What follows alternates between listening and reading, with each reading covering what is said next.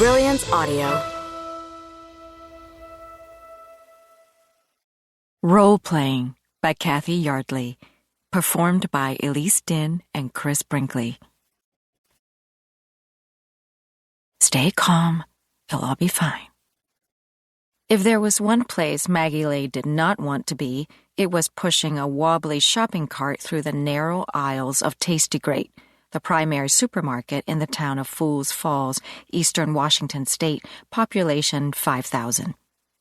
Unfortunately, it was the only place to get food, and after eating tuna straight out of the can with a few farting squirts of mustard from a bottle that was more air than condiment, she had finally conceded that her cupboards were truly bare.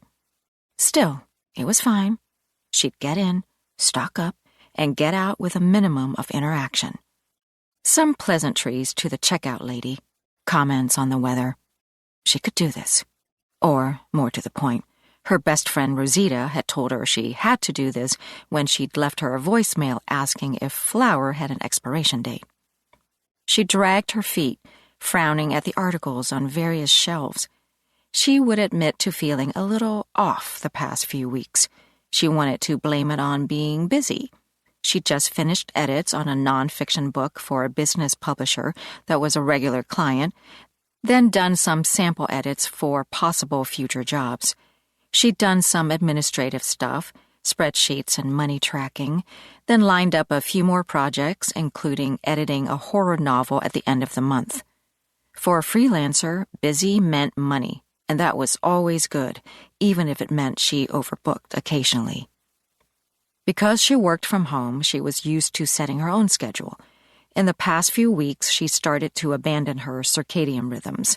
She found herself working whenever she felt like it, getting up when she felt like it, sleeping when she had to.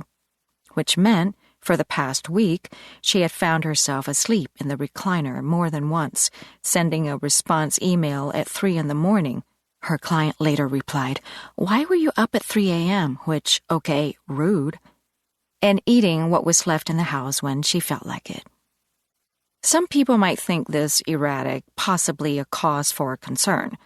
She preferred to think of it as not giving a single solitary fuck.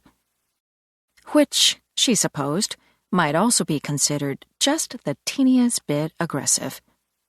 To frame it more positively, she saw it as freeing. That was the whole point of working from home and living alone. She could dance buck naked in her living room at 4 a.m. if she wanted to, music blaring. She could sleep 20 hours on her kitchen floor. Granted, her 48-year-old body would probably make its displeasure known if she did either. But the point was, she could. She had absolute autonomy, no one to witness, no one else's opinion weighing in.